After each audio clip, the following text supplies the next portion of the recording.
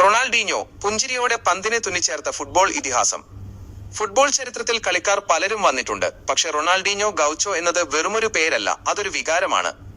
കളിക്കളത്തിൽ പന്ത് അദ്ദേഹത്തിന് പന്തായിരുന്നില്ല, അതൊരു കളിപ്പാട്ടം മാത്രമായിരുന്നു.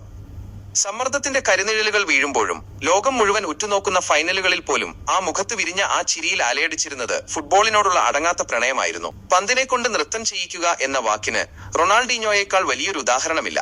മിന്നൽ വേഗത്തിൽ പന്തിന്റെ ദിശ മാറ്റി എതിരാളികളെ വിഡ്ഢികളാക്കുന്ന ആ വിദ്യ ഒരു കലാകാരന്റെ കുഞ്ചികത്തുമ്പിൽ വിരിഞ്ഞ ചിത്രം പോലെ മനോഹരമായിരുന്നു. കണ്ണുകൾ ഒരു വശത്തേക്ക്, പന്ത് മറ്റൊരു വശത്തേക്ക്. ഡിഫൻഡർമാർ പോലും നോക്കി നിൽക്കെ അദ്ദേഹം പന്തിനെ ലക്ഷ്യത്തിലെത്തിക്കുമായിരുന്നു. റൊണാൾഡീഞ്ഞോയുടെ ഓരോ നീക്കവും ഓരോ കവിതയായിരുന്നു. ലോകകപ്പ് ക്വാർട്ടർ ഫൈനലിൽ 35 മുതൽ 40 വരെ യാർഡ് അകലെ നിന്ന് ഇംഗ്ലണ്ടിന്റെ വലയിലേക്ക് അദ്ദേഹം തൊടുത്തുവിട്ട ആ മാന്ത്രിക ഫ്രീ കിക്ക് ഫുട്ബോൾ ചരിത്രത്തിലെ തന്നെ ഏറ്റവും വിസ്മയകരമായ മുഹൂർത്തങ്ങളിൽ ഒന്നാണ്. ചിരവൈരികളായ റയൽ മാഡ്രിഡിന്റെ തട്ടകത്തിൽ വെച്ച് അവരെ തന്റെ മാന്ത്രികത കൊണ്ട് തോൽപ്പിക്കുമ്പോൾ ശത്രുക്കളുടെ സ്റ്റേഡിയത്തിൽ നിന്ന് പോലും എഴുന്നേറ്റ് നിന്നുള്ള ആദരം, സ്റ്റാൻഡിംഗ് ഓവേഷൻ ലഭിക്കുക എന്നത് ഫുട്ബോൾ ചരിത്രത്തിൽ അപൂർവങ്ങളിൽ അപൂർവമാണ്. ജോഗ ബോണിറ്റോ അഥവാ മനോഹരമായ കളി എന്ന ബ്രസീലിയൻ ശൈലിയുടെ സാക്ഷാത്കാരമായിരുന്നു അദ്ദേഹം. കളി അക്കങ്ങൾക്കും കണക്കുകൾക്കും അപ്പുറം ഒരു ആഘോഷമാണെന്നും അത് ആസ്വദിക്കേണ്ട ഒരു കലയാണെന്നും അദ്ദേഹം ലോകത്തെ ഓർമ്മിപ്പിച്ചു.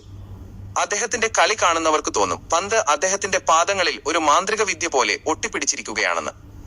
റൊണാൾഡീഞ്ഞോ കളിക്കളത്തിലിറങ്ങുമ്പോൾ ആ സ്റ്റേഡിയം ഒരു ഉത്സവപ്പറമ്പായി മാറുമായിരുന്നു. ഒരുപക്ഷെ ഫുട്ബോളിനെ ഇത്രത്തോളം സ്നേഹിക്കുകയും ആ സ്നേഹം തന്റെ കളിയിലൂടെ ലോകത്തിന് പകർന്നു നൽകുകയും ചെയ്ത മറ്റൊരു താരം ചരിത്രത്തിൽ കുറവായിരിക്കും.